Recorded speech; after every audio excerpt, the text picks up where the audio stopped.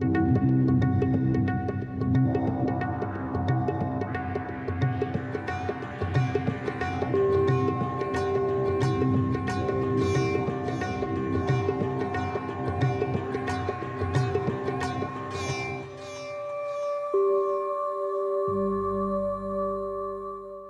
à toutes, bonjour à tous et merci de votre fidélité. Nous sommes très heureux de vous retrouver ce dimanche matin pour la première partie des deux émissions exceptionnelles que nous consacrons au moine bouddhiste et interprète du Dalai Lama, Mathieu Ricard. Nous allons revenir aujourd'hui sur son parcours très riche. Alors comment est née sa vocation de photographe? De quelle manière a-t-il rencontré ses grands maîtres? Qui était-il? Qu'en est-il de sa relation avec sa sainteté le Dalai Lama? Nous avons eu l'immense plaisir de retrouver Mathieu Ricard lors de son dernier passage à Paris, chez l'un de ses proches amis qui nous a ouvert les portes de sa maison.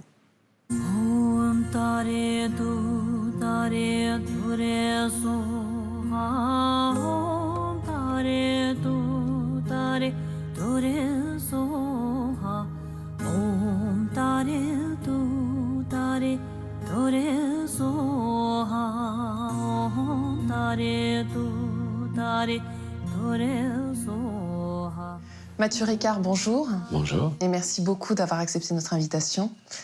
Vous êtes moine bouddhiste et l'interprète pour le français du Dalai Lama depuis 1989. Vous vivez dans l'Himalaya depuis 50 ans. Un demi-siècle pendant lequel vous avez photographié vos maîtres spirituels ainsi que le monde fascinant qui les entoure. Cette somme photographique de 350 images, accompagnée de textes qui retracent votre itinéraire personnel, vient de sortir dans un magnifique ouvrage aux éditions de La Martinière. Alors, tout d'abord, Mathieu Ricard, est-ce que vous pouvez nous dire comment est née cette vocation de photographe? Oh, très jeune, j'ai reçu un cadeau d'anniversaire, un petit appareil, à l'époque très rudimentaire. Et j'ai tout de suite pris goût à chercher la lumière. Donc, je photographiais des flaques d'eau, des reflets dans les verres. Et puis, je suis parti, donc, tout d'abord à l'âge de 20 ans. Premier voyage en 1967 dans l'Himalaya auprès des grands maîtres comme Kangur Rinpoche. Donc j'ai fait des portraits de ces grands maîtres. J'ai photographié l'Himalaya qui se déployait devant mes yeux. J'ai fait 7 ou 7 allers-retours. Et en 1972, je me suis établi là-bas. Et j'ai emmené, évidemment, mon appareil de photo. Enfin, pendant les 7 ans que j'ai passé à Darjeeling sans bouger, je photographiais assez peu. Pour toutes sortes de raisons. D'une part, parce qu'il ne se passait pas grand-chose. J'étais dans mon ermitage, en présence de mon maître. Donc, de temps à autre, je faisais des portraits, un paysage. Donc, c'était très minimaliste, mais c'est quand même des photos qui étaient, disons, qui avaient une qualité historique du point de vue de photographier des maîtres qui ne sont plus de ce monde. Alors, revenons maintenant sur les différentes étapes de votre parcours que vous venez de mentionner, en commençant, si vous le voulez bien, par votre enfance. Notamment avec des parents, il faut bien le dire, exceptionnels, chacun à leur manière. Qu'est-ce qu'ils vous ont transmis? Mon père, le goût de la rigueur intellectuelle. Jean-François Revel. Jean-François Revel avait cette qualité, donc, de jamais se faire prendre dans des coteries, soit politiques, soit autres, pour pouvoir toujours dire ce qu'il pensait en fonction de ce qu'il pensait être juste.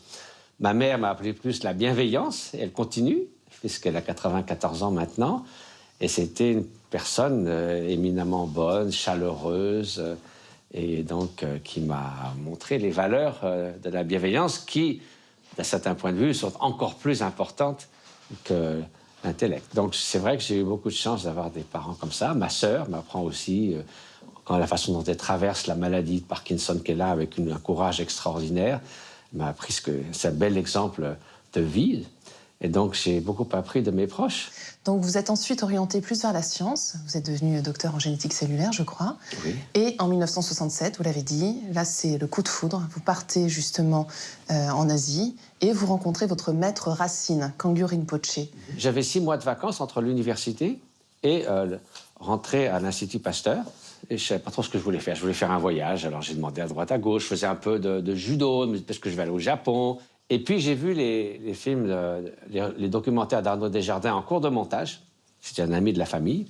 Et quand j'ai vu ça, j'ai dit, bon, en plus de ce qu'il m'avait dit, ce que mon ami Frédéric Leboyer, le docteur Leboyer m'avait raconté, tous les deux revenaient de Darjeeling, où j'avais rencontré tous ces grands maîtres, Kangur Rinpoche, Dunjong Rinpoche, le 16e Karmapa, etc. Et donc, j'ai été absolument, éminemment inspiré en voyant tous ces visages. C'était fascinant, quoi. Je veux dire, on a l'impression qu'il y avait tous les plus grands sages qu'on imagine dans l'histoire du passé, de Socrate à Saint François d'Assise, à Diogène, qui étaient tous là, vivants, finalement sur un assez petit périmètre. Beaucoup étaient dans la région de Darjeeling, Kalimpong, le Sikkim, qui sont tous à quelques heures de jeep l'un de l'autre. Donc c'est là où je suis allé. Et grand bien m'en a fait, puisque ça a depuis inspiré l'ensemble de mon existence depuis 50 ans. Mais alors, Kangyu Rinpoche, là, vous dites que c'est l'une de vos photos préférées. Qu'est-ce qu'elle vous inspire plus précisément? Si vous voulez, le meilleur qu'on puisse dire, c'est de regarder cette photo pendant 10 minutes. Il y a quelque chose, une qualité d'être humain qui est difficile à comparer. Ouverture, inspiration, à la fois une très grande force, mais comme vous voyez, cette bonté absolument sans limite, c'est une bonté qui va au cœur des racines de la souffrance, qui inspire, et en même temps, qui ne fait pas de concession à l'ego. Parce que la vraie bonté, pourquoi est-ce qu'elle serait diplomatique avec l'ego? Ça n'aurait aucun sens. Donc ça n'aiderait pas le disciple simplement de le bichonner dans le cocon de l'égocentrisme. Hein. Et c'est un peu ce qu'on voit, ce qu'on appelle le développement personnel. C'est de bichonner l'ego dans des trucs à peu près confortables. Alors on se sent bien, on relaxe, etc. Mais ça ne résout pas la question des racines de la souffrance, qui était l'enseignement premier du Bouddha. Alors, vous avez fait ensuite une seconde rencontre extraordinaire pour vous, c'est Dilgo Khyentse Rinpoche. Vous l'avez suivi pendant 13 ans, je crois. Hein. Oui. Comment ça s'est déroulé, cette rencontre? Est-ce que vous pouvez nous raconter? Il était très proche de Kangyu Rinpoche. Ils avaient échangé des enseignements, des transmissions. Et je l'avais rencontré seulement 2 fois quand il était venu dans notre monastère pendant que j'y étais. Et au moment où Kangyu Rinpoche est mort en janvier 1975, la famille de Kangyu Rinpoche, qui donc était un lama, il y avait une famille qui était mariée, on demandait à Khyentse Rinpoche, qui était au Sikkim à l'époque, qui passait en déplacement, de venir faire les prières, les cérémonies qui devaient être faites en présence du corps de Kangyu Rinpoche, qui a été gardé pendant 49 jours avant la crémation. Il a donné un ensemble d'enseignements, il a accompli la crémation elle-même au bout de 49 jours. Et donc, il a un peu pris tous les disciples de Kangyu Rinpoche, y compris sa famille et nous tous, dans le creux de ses mains. Donc pendant quelques années, il venait de temps en temps. Moi, je suis resté 7 ans sans bouger quasiment de Darjeeling. Puis un jour, beaucoup des disciples de Kangyu Rinpoche, sous l'égide de Pema Wangyal Rinpoche, qui maintenant enseigne en Dordogne, allaient commencer la première retraite de 3 ans, 3 mois, 3 jours, en Dordogne, en France. Et du fait que j'étais un des plus anciens historiquement, il a supposé que j'allais me rejoindre à cette retraite. Et Khyentse Rinpoche a dit dans une parole qui a changé un peu ma vie aussi à ce moment-là, tant que je suis en vie, reste auprès de moi, tu reprendras des retraites plus tard. Donc, du coup, j'ai vécu auprès de lui pendant 13 ans, dont une dizaine d'années au Bhoutan, 3 voyages au Tibet, au monastère de où il n'était pas allé également. depuis 30 ans, il était en exil. Et puis voilà, dans toute une vie extraordinaire auprès d'un maître qui était un des maîtres du Dalai Lama, qui était un maître parmi les maîtres. Il n'y a quasiment personne en Inde, dans les 4 écoles du bouddhisme tibétain, qui n'a pas été son disciple. Donc, il enseignait constamment du matin au soir. Et puis moi, j'étais là avec lui tout le temps. Je dormais par terre dans sa chambre. Je trouvais tous les enseignements sans avoir à les demander.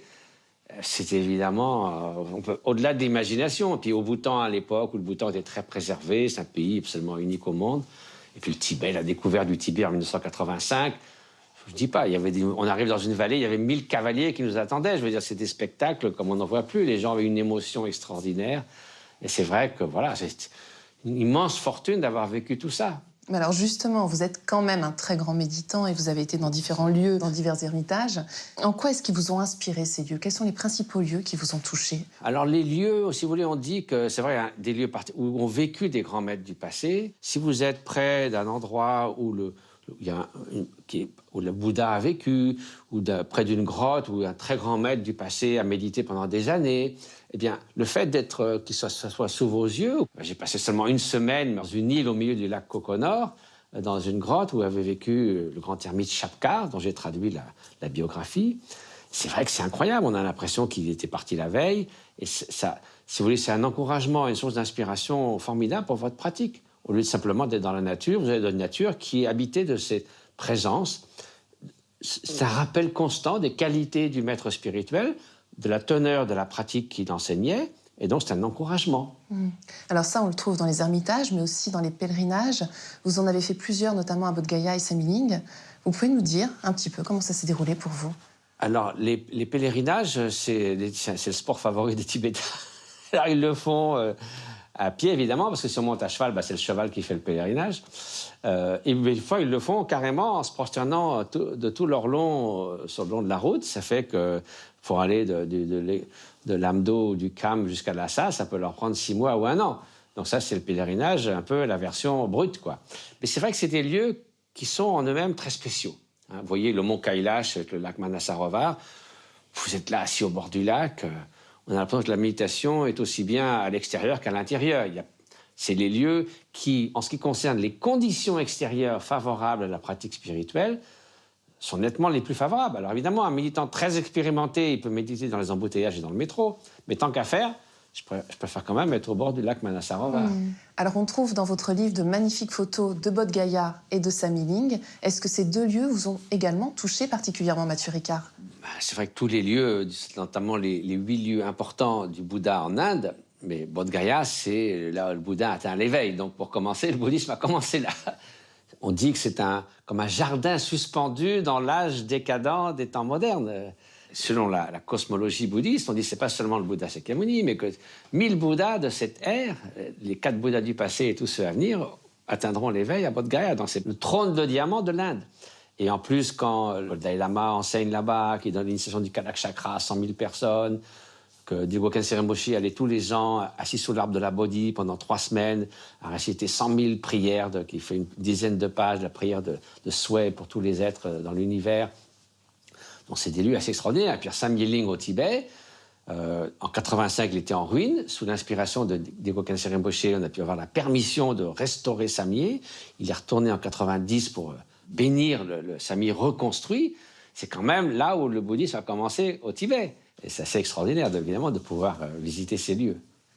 Alors, terminons cette émission, si vous le voulez bien, et ce survol de votre parcours avec la rencontre avec le Dalai Lama, Sa Sainteté le Dalai Lama, grâce à Dilgo Khyentse Rinpoche, il me semble. Oui, quand Khyentse Rinpoche est arrivé en Inde, le Dalai Lama, qui l'avait déjà rencontré à Lhasa, a souhaité le revoir et lui a demandé de lui transmettre des enseignements de la tradition Nyingmapa. Je crois qu'une quinzaine de fois, Dilgo Khyentse Rinpoche, à l'invitation du Dalai Lama, est allé auprès du Dalai Lama, et parfois, pendant une semaine, des fois 15 jours, il transmettait dans des questions très intimes. Il y a une photo assez unique où on voit le Dalai Lama recevoir des enseignements. Je ne crois pas qu'il y en ait beaucoup qui existent. Et pendant toute la journée, souvent ils étaient tous les deux seuls. Le Dalai Lama servait du thé à Khyentse Rinpoche. Et on arrivait le matin pour l'amener et reprendre l'après-midi. Mais une ou deux fois, le Dalai Lama m'a permis de rester toute la journée. Évidemment, c'était étonnant de voir, c'est comme 2 soleils qui brillent en même temps, quoi. C'était assez extraordinaire. Donc à la suite de ça, le Dalai Lama, étant donné que j'étais disciple proche de Khyentse Rinpoche, a toujours été d'une très grande bonté envers moi. Et puis un jour, j'étais à Paris, il était là, il a reçu le prix de la mémoire de Daniel Mitterrand. Il n'y avait pas d'interprète français, il fallait passer du tibétain à l'anglais, de l'anglais au français. Il m'a dit, bah, tu traduis. Puis brusquement, boum, je me suis retrouvé servi d'interprète. Depuis, voilà, j'ai la grande fortune d'être son interprète en langue française. Et qu'est-ce qui vous inspire aujourd'hui ? Ce qui est extraordinaire, c'est la parfaite cohérence ou transparence entre ce qu'il est avec la personne qui nettoie l'étage à l'hôtel où il habite et puis un chef d'État. C'est la même chose. Un être humain qui rencontre un être humain et il ne fait pas la moindre différence. Et c'est pas parce qu'il y a des caméras là qu'il est gentil avec la femme de chambre ou la personne qui est là. C'est parce que pour lui, il n'y a pas de différence. C'est cette humanité commune qu'il met constamment en avant. Pour lui, c'est une réalité de chaque instant. Et ça, c'est vraiment un bain de jouvence spirituelle que de passer quelques jours avec lui quand j'ai la chance d'être son interprète. Merci beaucoup, Mathieu Ricard. Merci. Nous verrons la suite de cet entretien avec Mathieu Ricard la semaine prochaine. Mais avant de nous quitter, voici quelques ouvrages que nous vous proposons.